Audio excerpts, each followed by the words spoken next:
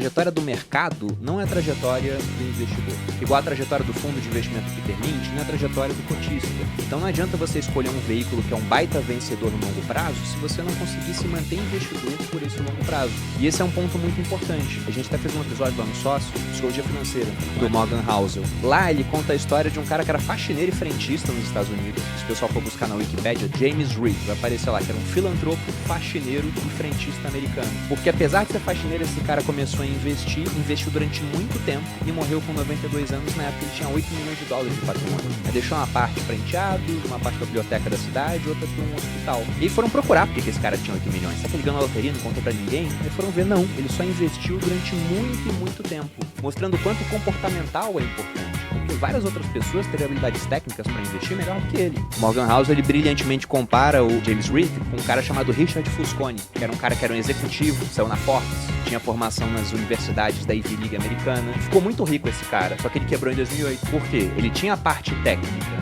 E ele não quebrou porque estava na bolsa, por exemplo. Ele foi refinanciar a casa, fazer uma hipoteca, e aí o preço do juro subiu demais, né? O preço do dinheiro durante aquela fase, e ele acabou quebrando. Então um cara tinha toda a parte técnica, mas ele não teve o comportamental. Enquanto o outro, por mais que não tivesse a parte técnica no começo, adquiriu um pouco ao longo da vida, com muito tempo de investimento, mas ele tinha o comportamento adequado. E essa é uma das coisas que eu acho muito bonitas no mercado financeiro, porque você não vai ver um faxineiro operando um coração melhor do que um cirurgião. Você não vai ver um faxineiro construindo um prédio melhor do que um engenheiro. Então você pode ver um faxineiro com habilidade comportamental adequada, com resultado de longo prazo, melhor do que de um economista, de um executivo, desde que ele se mantenha no mercado durante bastante tempo. Então, o que eu acho que o pessoal em casa tem que conseguir fazer é dar um jeito de se manter investidor pelo maior prazo possível. E pensando nisso, dividendo é uma coisa muito interessante, que é uma cachaçinha do investidor. Se está caindo lá cada período, fundo imobiliário todo mês, por exemplo, por mais que a cota esteja caindo, o cara se mantém motivado porque ele vê a recompensa aparecendo. Ele vê, nossa, agora eu consigo comprar esse fluxo de caixa por um preço ainda mais baixo.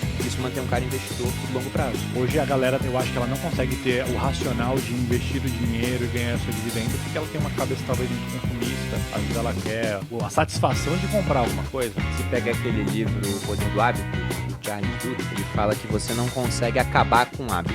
Coloca que o hábito ele tem 3 fases, né? Uma deixa, por exemplo, receber o pagamento mensal, uma rotina, você vai andar no shopping para consumir alguma coisa, e a recompensa, que é se sentir bem com aquilo, os hormônios da felicidade lá no seu cérebro que você foi e gastou. Então ele fala que a deixa você não consegue eliminar, mas você consegue mexer nessa rotina a ponto de ativar a mesma recompensa, se sentir feliz no final. Então no livro ele dá o exemplo de uma pessoa que fuma e substitui aquilo por exercício, por academia, por exemplo. E aí ele até mostra como a mudança de alguns hábitos muda a vida toda. Ele chama aquilo de hábitos angulares, né? Que o cara começa a se exercitar. Então, porque ele se exercita, ele come melhor. Porque ele se exercita e come melhor, ele emagrece. Aí ele fica com uma autoestima mais elevada. E ele se veste melhor por conta disso, porque ele tá se sentindo mais bonito. Aí na empresa o pessoal olha pra ele de outra forma, ele é promovido. Então, uma pequena mudança é uma alavanca para mudar a sua vida inteira. E eu acho que investir é isso também. Então dá pra você mexer nessa parte da rotina. Se você recebe, gasta tudo e se sente feliz, agora você pode receber, continua gastando, mas uma parte da rotina investe no começo do mês e se sente feliz. Ao ver aquele patrimônio crescendo, mas para isso o mercado tem que colaborar, nem sempre ele colabora, ou ao ver aquilo começando a gerar um fluxo de caixa para você, como é o caso do dividendo. Mas eu não acho que é só por isso que o dividendo é interessante, porque até citando o exemplo do Mark Zuckerberg,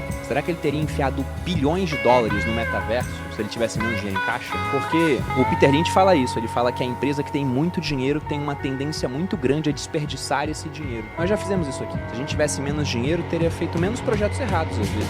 Então, hoje eu penso, é bom distribuir alguma coisa, porque se você tem uma escassez, entre aspas, de caixa, sempre há escassez, né? Porque não tem dinheiro infinito. Mas se você tem menos recursos, você escolhe priorizar aquilo que é mais interessante para a empresa e não tentar abraçar o mundo com aquilo. Como o Zuckerberg tinha muito caixa, ele foi nessa aventura. Acho que se tivesse menos caixa, talvez não tivesse ido. Teria sido melhor para o Facebook nesse episódio específico. Não dá para generalizar que vai ser sempre assim. Qual foi um case bem sucedido que você comprou de uma ação assim, depois de um tempo ela sempre teve uma empresa saudável, que teve um resultado, ou que trouxe um bom retorno assim, para a sua carreira? A ação que eu tenho há mais tempo na minha carteira é Itaúsa, que é a holding que ela controla, né? Ela tem uma participação grande no Banco Itaú, controla o banco, mas holdings são empresas que são criadas para investir ou controlar outras empresas.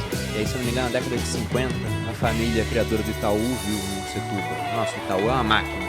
Besta enjaulada com ódio. Estavam certos e falou, mas vamos depender não só de banco, vamos depender de outras áreas também. Então vamos criar aqui uma holding que vai investir metade do seu capital em Itaú e outra metade em indústrias. Só que Itaú cresceu tão mais que as indústrias que hoje é mais ou menos 90% Itaú, 10% as outras coisas. E eu comprei a primeira vez faz 9 anos. Primeira ação que eu comprei de Itaú. E na época do governo Dilma, eu tava comprando Itaúsa por R$6. Eu não vou lembrar agora quanto ela pagava de dividendo, mas pagava um dividendo bom, porque era uma época de bolsa lá embaixo, pô. Tava em 40 mil pontos o Ibovespa. Então digamos que ela pagasse 10% de dividendo, 60 centavos. E aí depois, passaram-se anos e Itaúsa bateu R$14. E tava pagando na época, sei lá, uns 10% também, 1,40. Só que eu ganhava 1,40 pro meu preço que tava lá atrás, pô. Então meu yield on cost, ou seja, o que eu recebo de dividendo, que é a empresa distribuindo lucro para acionista, comparado ao preço que eu paguei, era superior a 20%. Era muito bom. E isso é um ponto muito interessante, porque quando o pessoal me pergunta assim, mas como é que eu vou viver desse dinheiro do mercado financeiro, né? Você pode viver com valorização, você vende uma parte e tem um ganho de capital na mão. Só que muita gente quer o fluxo de caixa para pagar as contas. E o dividendo é esse fluxo de caixa que volta para que você possa complementar a renda quando chegar nessa fase. O Robert Kiyosaki, uma das melhores ideias que ele tem lá no Pai Rico, Pai Pobre, o livro, é que ele fala que há uma diferença essencial entre o rico ou quem quer ficar rico para a classe média e o pobre. Ele fala que o rico, ele pega o dinheiro da remuneração dele e compra ativos. A classe média compra passivos achando que são ativos e o pobre só tem despesa. E o que ele chama de ativo? Tudo que coloca dinheiro no seu bolso. E passivo, tudo que tira. Então, você pode imaginar um exemplo, e todos conhecem uma pessoa assim, de um cara que ele tem lá um emprego dele, tem um sonho de comprar um carro mais caro. Você nunca sonha em reduzir o carro que você quer. Eu tenho um Honda Civic que eu quero comprar um Palio, é meu sonho. Não, não é o seu sonho. Você quer sempre um degrau acima.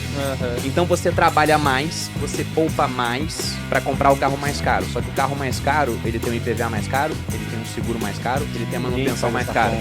Então o que acontece é que o cara trabalhou pra caramba pra conquistar alguma coisa e ele vai ter que trabalhar mais ainda pra manter aquilo, porque ele tem a mesma renda e tem um gasto mais alto agora. O que o Kiyosaki fala é, invista o seu dinheiro em ativos e com o fluxo de caixa gerado por esses ativos, empresas, fundos imobiliários, por exemplo, aí você vai e compra esses passivos na visão dele, não é uma visão contábil, né, porque um carro é um ativo, mas tá tirando o dinheiro do seu bolso. Então, hoje, pensando em fluxo, eu tenho uma carteira mais voltada para isso, e eu acho que para o iniciante é muito bom, porque isso faz com que o cara se mantenha no mercado mais tempo. E na renda fixa, você também consegue ativos que vão te pagar dividendos mensais. Geralmente o pessoal está acostumado com o Tesouro Direto, tem os títulos que pagam cupom de juros semestrais, e aí cada um em uma data, pegando todos que o Tesouro fornece, você consegue ter um pagamento na média a cada 2 meses, porque os pré-fixados pagam numa certa data, os indexados da inflação pagam em outra, se o final dele, ano par ou ímpar, muda os meses também, então 6 meses por ano você consegue receber. Só que lá a cobrança de imposto de renda. Então você tem fundos, aqueles que investem em debêntures incentivadas em bolsa, né, que são negociados como se fossem ações, fundo de investimento em participação, onde você consegue também recebimento mensal de dividendo, isento de imposto de renda. Muita gente até confunde esses fundos de renda fixa negociados em bolsa com fundo imobiliário, só que quando você vai vender, ele também é isento na cota. Então ele é todo isento esse produto. E tem produto desse que está pagando 17% ao ano de dividendo, ou seja, bem mais do que a Selic, e subindo ainda 2%, 5% no ano. Então você poderia vender para ganhar um ganho de capital isento, enquanto você recebe também o dividendo isento. Cara, eu fico olhando para aquilo e falo, nossa, isso é muito bom. É que o pessoal não conhece. Eles pensam simplesmente que é só renda variável, né? Não dá para ter fluxo de caixa com renda fixa, e dá para você montar uma carteira toda diversificada em diferentes ativos, em classes diferentes de ativos, para ter recebimento de fluxo de renda mensal. Só para exemplificar o quão bom eu acho que é o momento atual para quem quer começar a investir, eu invisto há 17 anos. Eu nunca vi o Ibovespa nesse preço lucro que ele está agora. E já há algum tempo, né? Não é esse momento. Já está 1 ano e pouquinho assim. Tanto que, quando eu comecei a fazer conteúdo pro YouTube, 2017, 2018, eu não quis montar uma carteira do canal, por exemplo. Eu achava tudo muito caro.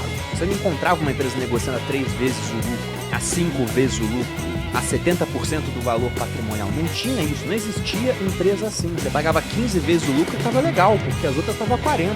Tinha lá um Inter negociando a 1000 vezes, uma Magazine Luiza 500 vezes o seu lucro. E tinha um pessoal falando, não, vai crescer muito, não sei o que, é por isso que você tem que pagar esse múltiplo tão alto. Então eu falei, cara, não vamos montar uma carteira agora, porque isso aqui, daqui a um tempinho, o mercado vai cair, a performance vai ficar horrível. Quando que eu fui montar uma carteira de fundo imobiliário pública e uma de ações públicas?